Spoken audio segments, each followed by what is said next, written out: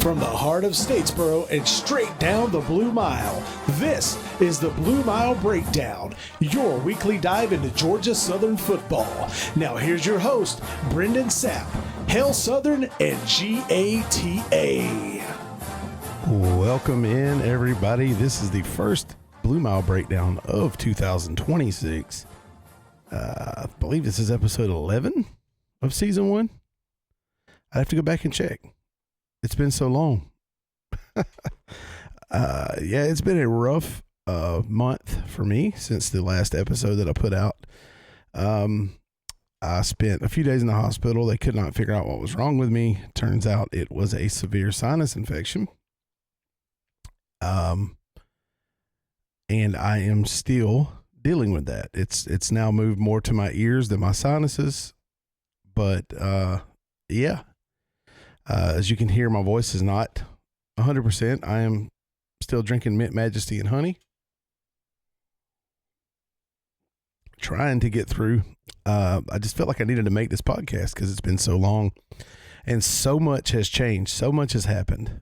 We'll dive into some coaching stuff right quick before we talk about the bowl win.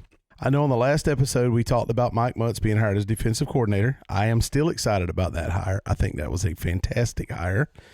There was only one other name I would have considered besides him, and that was Victor Cabral. So either way, either one of those guys back makes me happy because I know what they bring to the table, and I know what Mike is capable of just by looking at what he's done everywhere he's been. And I think he is the right man to lead this defense in the right direction. With a new defensive coordinator comes more staff hires and changes. So Kevin Beckwith is now the defensive line coach at Georgia Southern. You kind of saw that coming because he was with Mike at Stephen F. Austin and had one of the best defensive lines in the FCS. So a great hire. Glad he came. Glad he's here. It's exciting to get good coaches, especially after what we've been dealing with here. Jack Witt, I assume I'm saying that right. I don't believe it's White since it is Witte.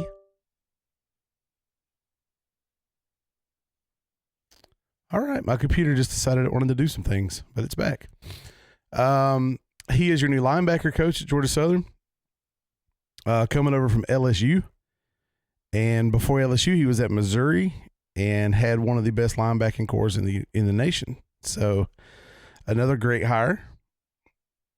I'm excited about these defensive hires, and I won't mention offense right now because we're talking about good stuff. So. We got all kind of news though. Darius Safford, who did a phenomenal job, I thought, with a defensive scheme in the bowl game, has been promoted to assistant head coach, which is exciting for him. Congratulations. Let's see. There was something else I was going to talk about that I forgot to prepare. Oh, there we go. On 3. That's who I trust the most with this. No, I'm talking right now. There we go. Transfer portal. It's been open for a few days. And right after the bowl game, J.C. French announced he was going into the transfer portal. This may be the hardest I have ever laughed at a football announcement. I'm not even kidding. Okay. And somebody said this to me. They were like, well, he holds all the records at Georgia Southern. That's because we ran the option for 40 years. I mean, anybody that plays 2 years at Georgia Southern is probably going to break the passing records. French, to me, was mediocre at extreme. That's been extremely nice. He did have a decent season this year compared to last year, but I saw a post on ESPN just yesterday that had this was the headline on it. It said the top 40 quarterbacks in the transfer portal. Well, for one, that's crazy anyway that there's that many quarterbacks in the transfer portal. But you know who wasn't in the top 40? J.C. French. I don't know where he thought he was going to land. I mean, I'm really hope he was not delusional enough to think a power 4 was going to pick him up. I mean, you might end up landing somewhere like Rutgers, which is considered power 4 just because of the conference they're in. At best, you might end up somewhere like that, but more realistically, you might end up at App State because all of their quarterbacks left. I mean, they had a defensive scout team guy playing quarterback in the bowl game. I mean, I just don't know where he thought he was going. You may end up not being picked up at all. Kind of crazy. As a fan of Georgia Southern, I'm glad to see him go. I'm going to be completely honest with you. I am excited he will not be there next year, and I'm really hoping that they hand the reins to Weston Bryan, and we see what that 4-star dual threat Tim Tebow style quarterback can do at Georgia Southern. That's my hope. Now, some names I wasn't too happy to see in the transfer portal. MJ Straub, hate losing him. Amazing defensive lineman. Really would have loved to see what he did under Mutt's defense. Devin Lowe, another defensive lineman who hit the portal on the second. Let's see. Offensive linemen. There are 3 offensive linemen. Caleb Cook, Chandler Strong, Johnny Brown, all in the transfer portal, leaving Georgia Southern. So, honestly, I don't know what French was thinking. I don't know who hyped him up to tell him he was probably going to get a better deal than what he had at Georgia Southern. Man, it's hilarious. As I said, I had a very good laugh at that, but excited about the new coaches coming in, and honestly excited French is gone. We don't have to deal with that anymore. Hoping that they hand the reins to Weston Bryan and he can show us why he had 4 stars beside his name in more of than a running back role, which is what they've been using him as. Is extremely ticks me off. But anyway, his time's coming. And hopefully we get to see a lot of that this coming year. Really quick, I want to take a pause to tell you guys about G Fuel, Energy G Fuel Hydration. Let's go. Fuel your grind, power your play, and stay locked in with G Fuel Energy. When the game gets intense, hydration is everything. That's why I choose G Fuel. 0 sugar, 0 caffeine, packed with electrolytes, antioxidants, and vitamins. Whether I'm streaming, grinding ranked, or just powering through my day, G Fuel keeps me focused and fueled. G Fuel, G Hydration, stay fueled, stay unstoppable. Go to gfuel.com and use my promo code BrendanSapp157 at checkout.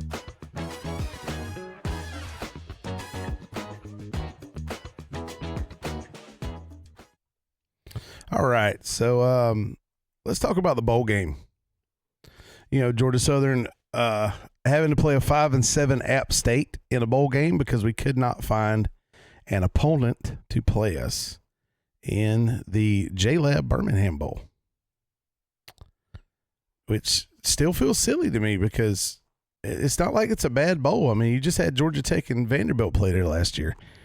I mean, it's in Birmingham, so what are you going to do? It's not a destination bowl, but I don't know. It felt funny that nobody would play it. But we went over that in the last podcast. Anyway, they blew out App State. I'll say blew out. It was 29-10. It should have been a blowout. If we had a decent offensive coordinator, this game is not even close. I mean, not even 29-10 close. This is a 60-10 win. Took the ball away 4 times. 4 times. We had 4 turnovers go our way in this game. We got 3 points off of 4 turnovers. 3 points off of 4 turnovers. Because as Applin does, between the 20s, the offense looked good. Once we hit the red zone, we looked like we had never played football before, which is exactly what we've done all year under Applin. I mean, there was one series where he had Weston Bryan in at like the 30, We get a 1st and goal. They put J.C. French back in and try to run him 3 times. Scrawny little 5.2 second 40-yard dash, J.C. French. When you just had 6'4", 260-pound bruiser of a quarterback who could have took 2 steps into the end zone. Let's pull him out and just run J.C. French 3 times. I mean, this is the kind of what's the word I'm looking for? These meds have got me a little spacey. Incompetence that we've come to expect from Ryan Applin. And I still don't know how he has a job other than he is buddies with Clay Helton, and he's friends with Clay Helton's brother, which is who employed him before he came to Georgia Southern. That should have told you a lot right there. When your brother didn't mind letting him go to come coach with you, that should have told you he wasn't the hire. He was not the guy to hire. Because I know if my brothers and I were coaches and one of them had a really good offensive coordinator and I tried to take him, they'd fight me tooth and nail to make sure that didn't happen. They wouldn't be like, you know what, you should go coach there. That should have been the red flag number 1. But let's look at the rest of the stats in this game. Georgia Southern only accumulating 413 yards. And I say only because, like I said, we took the ball away from them 4 times. French with 171 passing yards, 18 of 25 with a touchdown and an interception. There's my guy. O.J. Arnold having another heck of a day. Altogether, Georgia Southern had 242 rushing yards. Terrence Gibbs having a good day as well.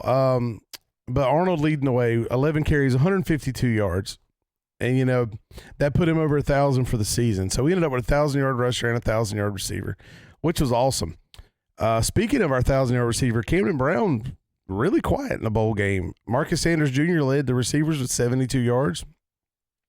Brendan Harrington just having another amazing day. 3 solo tackles, 8 total tackles in the game for Brendan Harrington. And real quick, let's look at our 3 points of we need to come up with a catchy name for this. Saps 3 points to win or something. I don't know. And let's see how we did. We won the turnover battle.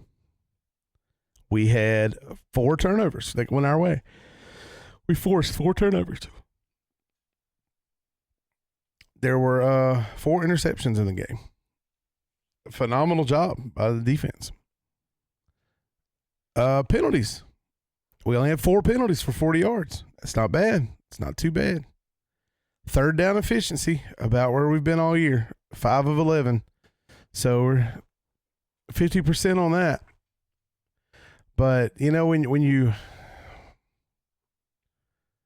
really break it down and you look at it, there's no reason, just no reason at all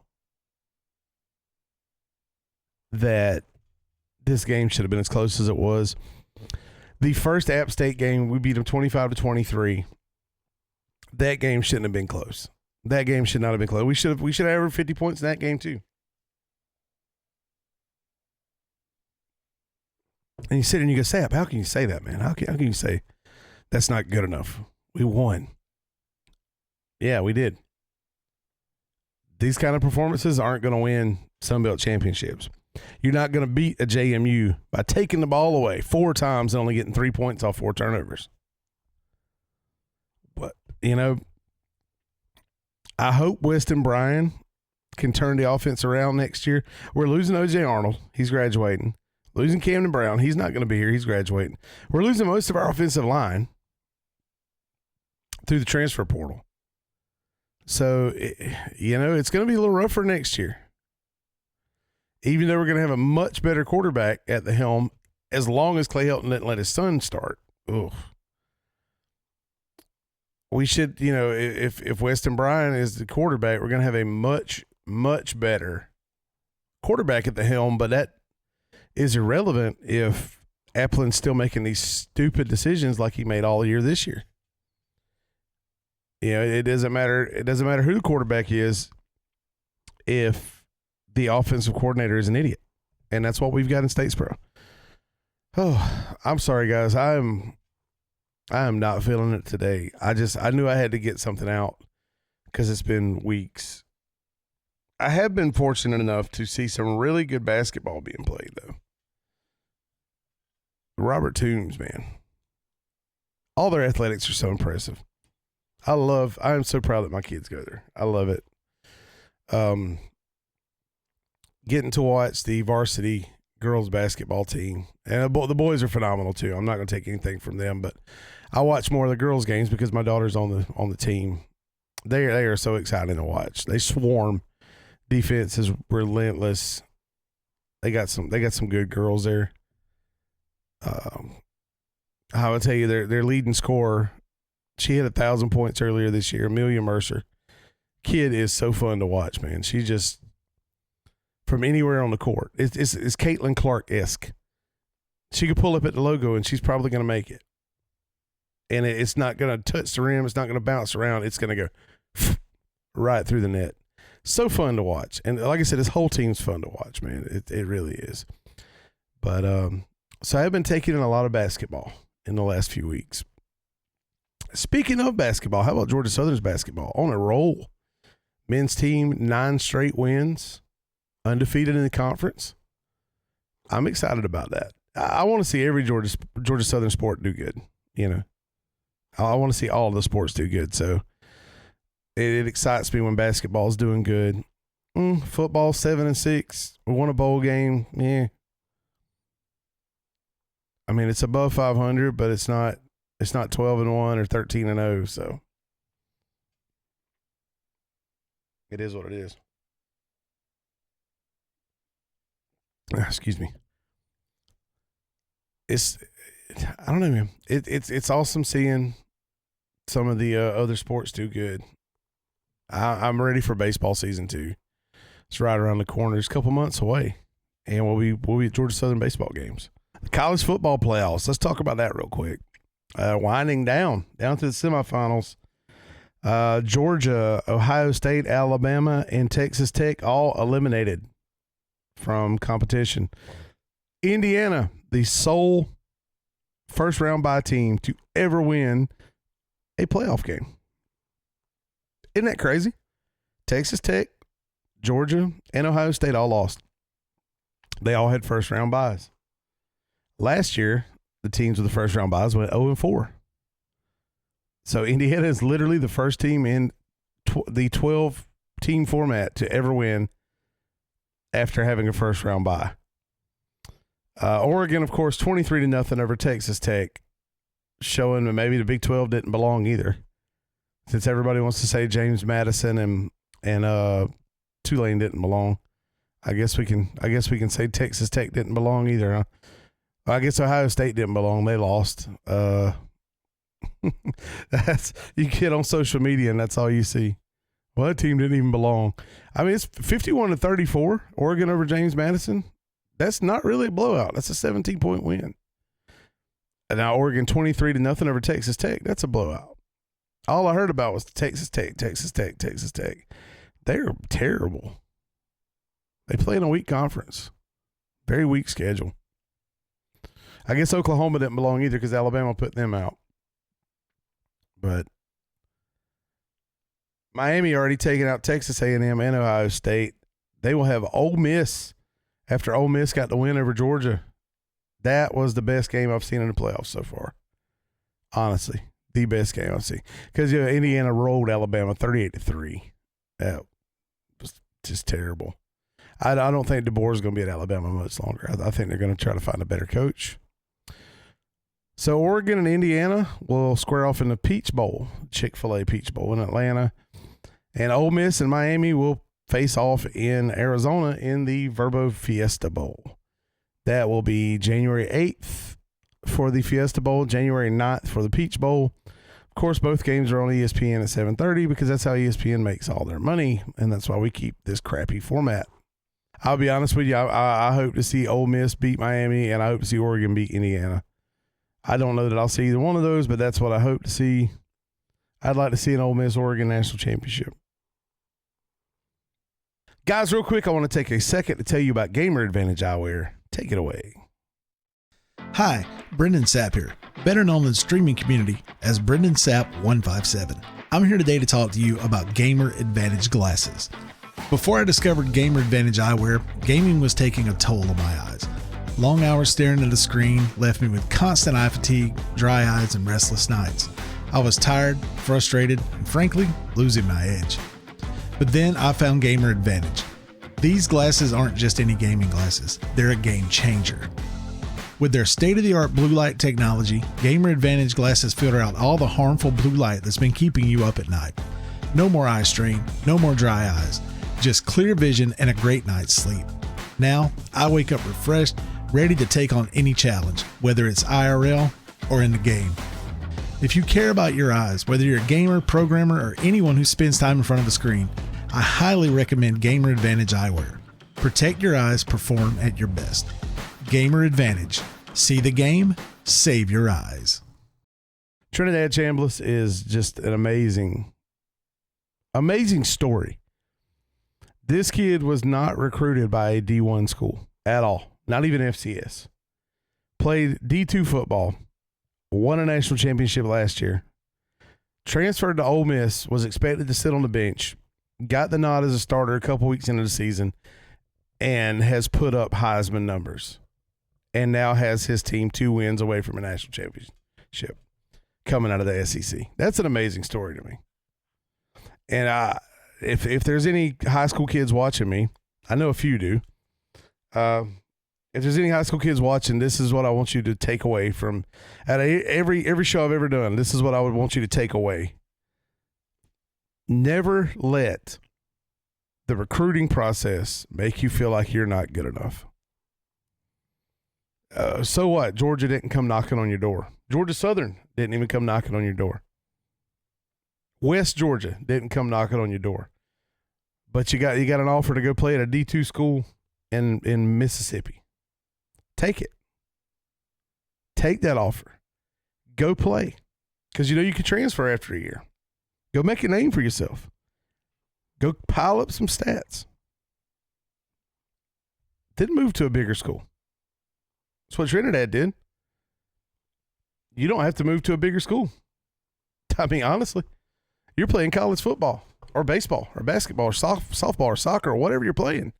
You're playing at a collegiate level. Did you know that only about 7% of all high school athletes ever play at a college level? Now, that's including JUCOs, NAIA, and NCAA, all 3 divisions. Only about 7% of high school athletes get the opportunity to play college sports. And when you look at scholarship, that's around 2%. So if you've got a school coming to you wanting you to come play for them, take the deal. Go play for that school.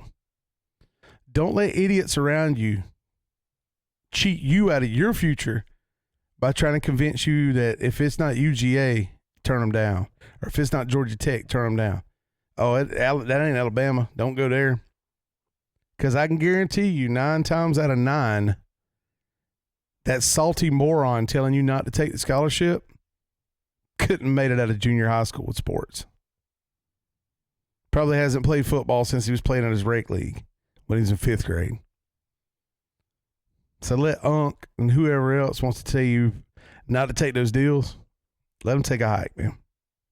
Don't buy into their BS. Because it is truly special that you get the opportunity to play college sports. Now, if you got D1 offers, hey, that's amazing. Congratulations.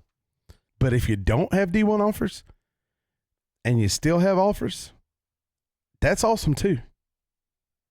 Because like I said, 7% get to play in college. 2% get to play on scholarship. So if you're special enough to be part of that 7%, while the other 93% does not get that opportunity, you should definitely take that opportunity no matter what the level. And to anyone telling you that's not good enough, tell them they're not good enough. Because obviously they weren't, or they wouldn't be sitting there salty, trash talking your opportunities. That's going to wrap it up today. Again, if you never take anything else I say serious, take that serious, take it to heart, and follow your dreams, man. What do I know? I'm just a guy with a microphone and a podcast. Until next time, GATA and Hail Southern. Love you guys. This has been the Blue Mile Breakdown, brought to you in part by Gamer Advantage Eyewear and G Fuel Energy. Make sure to tune in next time as we dive deep into Georgia Southern football.